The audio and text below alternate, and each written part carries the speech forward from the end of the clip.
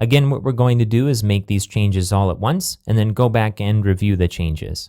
So I'm going to jump to the resource pack directory, and I'm going to copy this third folder that's in the building a CMS folder called adding settings. And I'm going to rename our site that we're currently using to o2.site, just so we have a record here. And I'm going to paste in the new site folder and rename it site.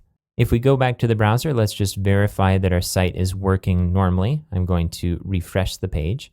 So this all looks the same, but now the sidebar for the featured sticks and the name of the company are being pulled dynamically from a list of settings. So let's go ahead and see how we structured that in our site. I'm going to go back to our site folder and expand it. And let's begin by looking at the index.php file. So this should look familiar. We first start by including our functions file. Then we set the path variable here. Next, we get our featured product listing. But the difference here is that when we run render products, we also run this function to get the list of products called getSetting, and we're passing it the parameter featured product IDs as a string. So now this getSetting function that we're using is defined in our functions.php file, which makes sense.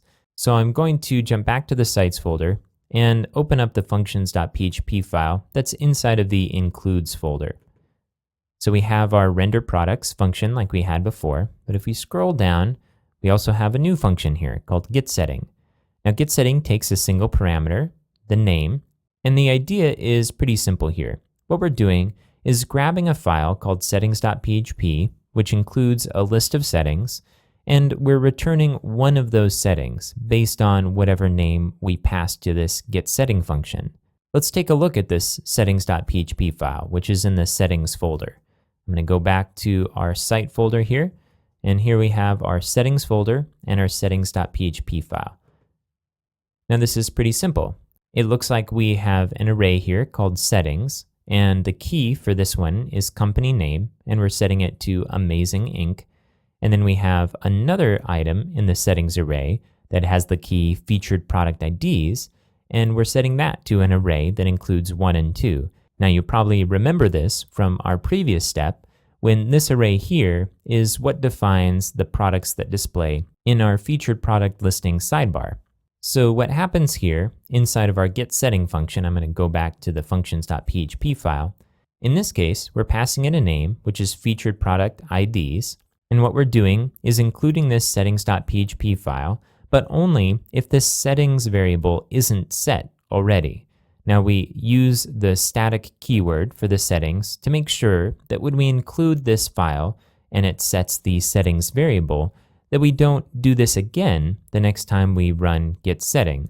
So the settings variable won't be defined, so we'll include this settings.php file, but then the next time it runs, settings will be set, and it will have persisted from one function call to the next because it's static.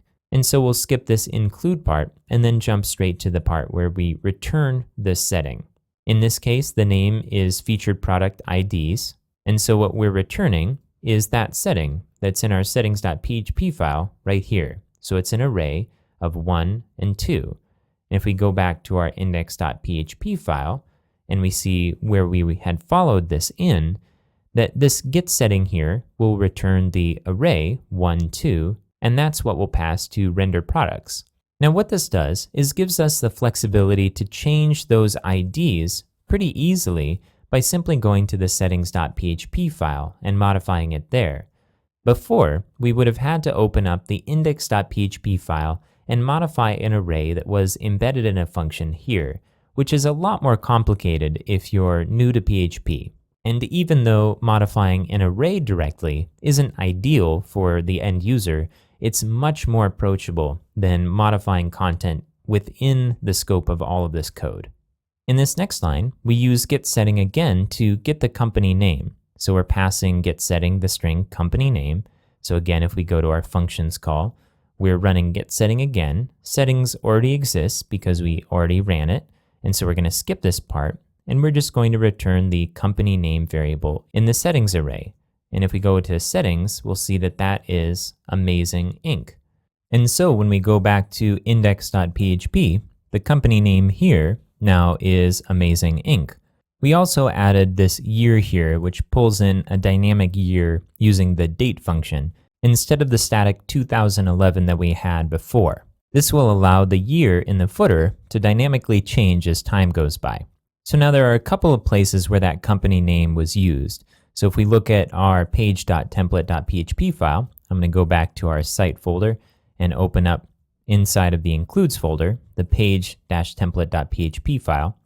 You'll see at the very top here in the title, where we print the title variable, we're also now printing the company name variable.